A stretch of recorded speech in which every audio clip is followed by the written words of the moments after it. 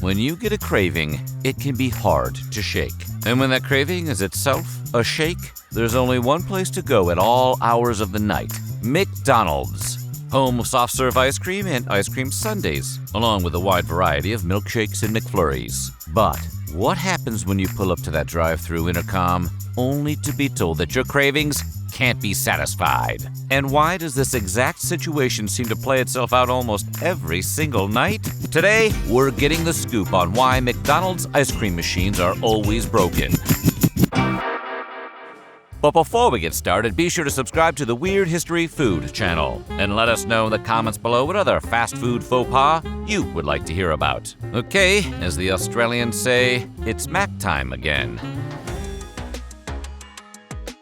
A 2017 study of posts on X, formerly known as Twitter before that machine went and broke too, found that the most common complaint users expressed about McDonald's concerned the company's non-functioning ice cream machines. Even today, over half a decade after that 2017 study, there remains a vibrant meme culture on X and other social media sites surrounding the faulty devices. In other words, if it seems like every time you go to McDonald's for ice cream and the dang machine is broken, you're not crazy.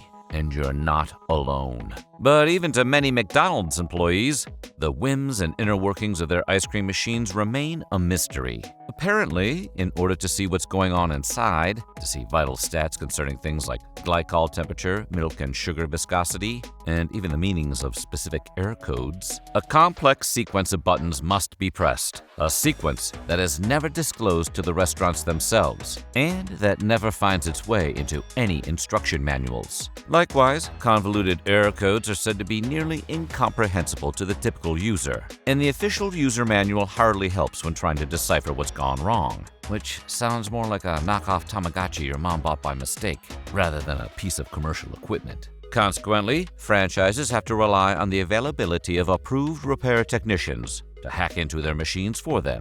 As a result, it's been estimated that anywhere from 10 to 25% of McDonald's ice cream machines aren't working at any given moment. Those are Ryan Leaf stats. What's more, over 60% of all McDonald's desserts rely on the ice cream machine in one way or another, meaning that without a functioning machine, over half the dessert menu is off the table. Fan sites have naturally risen up to document exactly which ice cream machines are broken at any given time, saving ice cream hopefuls unnecessary and unfruitful trips to their local McDonald's. Most prominently among these, the 2020 website McBroken operates by repeatedly placing ice cream sundae orders at various McDonald's locations, and then noting whether the order is accepted or if it is marked by the restaurant as currently unavailable. So how did we get here? And what's really going on behind the scenes? Way back in the 1920s, Charles Taylor, an ice cream maker from Buffalo, New York, was growing sick and tired of making ice cream. It took too long, and he was running out of patience. So he decided to tinker around. And in 1926, he came up with just the thing he was looking for. He patented the U.S.'s first ever soft-serve ice cream machine, which would allow him to produce ice cream quickly and in large batches. News of his invention quickly spread, and soon everyone wanted a piece of Taylor's soft-serve pie. Or, how do you divvy up ice cream? Ice cream cake? Presumably capitalizing on that confusion, the Taylor Company, then known as the Taylor Freezer Corporation, soon began selling these machines to restaurants all around the country. Then, in 1940, over a decade later, and on the U.S.'s opposite coast, McDonald's opened its first set of doors in San Bernardino, California. While it's unclear exactly when McDonald's first started selling ice cream and milkshakes, one thing is for sure: sometime in the 1940s, McDonald's acquired their very own Taylor Company machine, and the fates of the two companies have been tethered together ever since. In 1954, Ray Kroc, a salesman who at the time was pushing Prince Castle brand milkshake-making multi-mixers to restaurants all across America, sold 8 of his multi-mixers to the then 6-location McDonald's restaurant chain. According to legend, Kroc became so curious about this high-volume customer that he decided to fly out to San Bernardino to check out their restaurant chain for himself. He was instantly enraptured by what the McDonald's brothers were up to, and he soon after acquired the rights to expand their restaurant nationally. And just 2 years later, Kroc further cemented McDonald's connection to the Taylor Company when he made Taylor the exclusive ice cream machine supplier for his growing corporation, a relationship that began in 1956 and lasted all the way until 2017.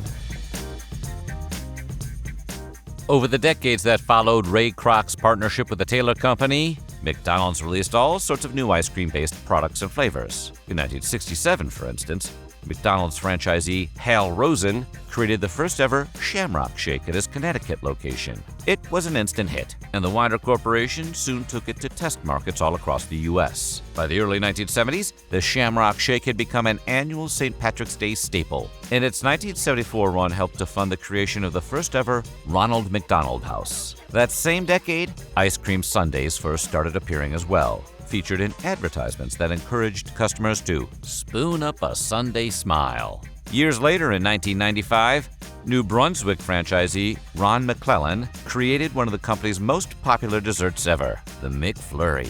His invention soon spread to locations all over the world, with an initial flavor lineup of Oreo, M&M's, Butterfinger, Heath, and Nestle Crunch. Since then, the McFlurry has seen a variety of limited-time and regionally specific flavors pop up all over the place. The U.S. alone has had Peanut Butter Crunch, Strawberry Shortcake, Oreo Shamrock, and, who could forget, the Shrek-inspired Ogre Load, for everyone who's ever wanted a spoon of Shrek's load. Meanwhile, other countries have had flavors all their own as well. For instance, the UK has the famed Cadbury Cream Egg flavor, Japan has its matcha, Thailand has a tiramisu flavor, and South Africa has chocolate lime. Also in the mid-90s, McDonald's tried their hand at the Triple Thick Shake. It was pretty much exactly what it sounds like, an extremely thick milkshake, created by being run through the milkshake machine 3 times over. If that sounds decadent to the point of misadventure, you're not far from the truth. One Triple Thick Shake alone has almost 30 grams of fat. Still, the Triple Thick Shake lasted until 2011, when it was discontinued over poor sales. Most recently, McDonald's tried their hand at the Grimace Shake, a berry flavor milkshake that helped to celebrate their purple character's 52nd birthday. And credit where credit is due.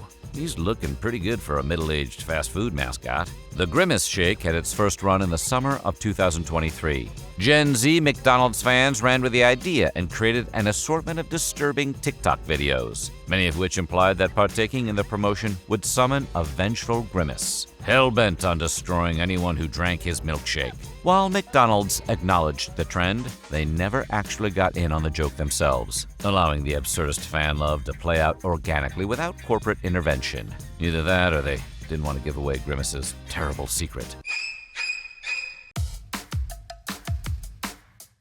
With this huge, constantly changing lineup of ice cream-based desserts, McDonald's needs their ice cream machines to remain functional. While the Taylor Company supplies their tailor-made ice cream machines to other fast food chains, including Chick-fil-A, Wendy's, and Dairy Queen, there's a reason the McDonald's machines are uniquely troublesome. The Taylor Company has a specific ice cream machine that is made exclusively for McDonald's, meaning that no other company is legally able to have the same C602 model. Likewise, the only technicians contractually allowed to fix these $18,000 machines are Taylor Company technicians, meaning you are forbidden from attempting to repair any of these machines yourself. Not that you'd be able to make much sense of it if you tried. Repairing these costly machines is a substantial part of their business model. In 2018, the Taylor Company performed an acquisition review, which publicly revealed that 25% of all Taylor Company revenue came from repair contracts alone. However, a growing movement has pushed to end such business practices. In 2019, for instance, a third-party startup called Kitsch attempted to circumvent the convoluted error messages provided by the C602 model. By plugging the Kitsch device into a McDonald's ice cream machine, error codes can be read with easy-to-understand clarity that tells the user exactly what's gone wrong. However, after 500 Kitsch devices were sold, McDonald's messaged their franchise locations and told them that the use of such devices was not authorized, arguing that Kitsch devices could both lead to serious injuries and to the leaking of confidential company information. What kind of secrets are they telling the ice cream? The Taylor Company, in turn, created their own competing Kitsch-like device, which McDonald's soon after authorized for in-house use. Kitsch then sued both Taylor and McDonald's, arguing that the two companies had coordinated to not only box them out, but to actively steal their intellectual property. However, the presiding judge ultimately threw the case out, claiming there was no evidence that such a theft had occurred. If you come at the clown, you'd best not miss. In recent years, many have begun to push for right-to-repair laws, which are laws that would prevent manufacturers from making themselves the sole repairers of their own machinery, and that would protect customers' ability to take their broken products to cheaper third-party technicians. And in 2021, just months after Kitsch filed its lawsuit against Taylor and McDonald's, the Federal Trade Commission began to investigate both companies for the recurring issues with their ice cream machines. In other words, they're so out of order that the feds got involved. While it's unclear whether anything truly illegal is going on behind the scenes, the federal government is presently trying to get a better understanding of the artificial hurdles manufacturers create in order to prevent others from fixing their machines. Such investigations are not necessarily meant to uncover criminal acts, but rather to gather data that will inform potential forthcoming regulation or legislation. Aside from these right-to-repair issues that will potentially, in the future, force the Taylor Company to change the ways it conducts its business, there's another reason their C602 model has more disruptions than other Taylor Company machines. These particular models are cleaned once every 24 hours, and every cleaning cycle takes a whopping 4 hours to complete. If you just so happen to be one of the unlucky customers to come in during that cleaning cycle, you very well may be told that the ice cream machine is currently broken. Why? The ice cream machine is always down! What's more, cleaning the C602 model is an 11-part process. If any step in that process is performed improperly, the machine may provide a convoluted and indecipherable error message at the end of the cycle. If one of these messages pops up, employees have no choice but to start the 4-hour cleaning cycle all over again. Plus, if the user doesn't know what went wrong the first time, they're likely to make the same mistake again, making the machine inoperable for continual 4-hour increments until someone finally figures it out. Ice cream was never meant to be this complicated. In 2017, McDonald's finally ended their Taylor Company exclusivity. In the years since, many franchise locations have switched over to ice cream machines from Carpigiani. Even those come with their own set of downsides, though. Carpigiani is based in Italy, meaning that any needed replacement parts take much longer to acquire, and fewer local technicians know how to fix them. Likewise, many franchises still remain loyal not only to the Taylor Company, but to the C602 model itself. Of the more than 13,000 McDonald's locations in the U.S., almost all of them still make use of Taylor Company products. Hey, if it ain't broke, don't fix it. And if it is broke, try again in 4 hours. Or maybe go to Dairy Queen. So what do you think? Have you ever known the sting of the broken ice cream machine? Let us know in the comments below, and while you're at it, check out some of these other weird history food videos.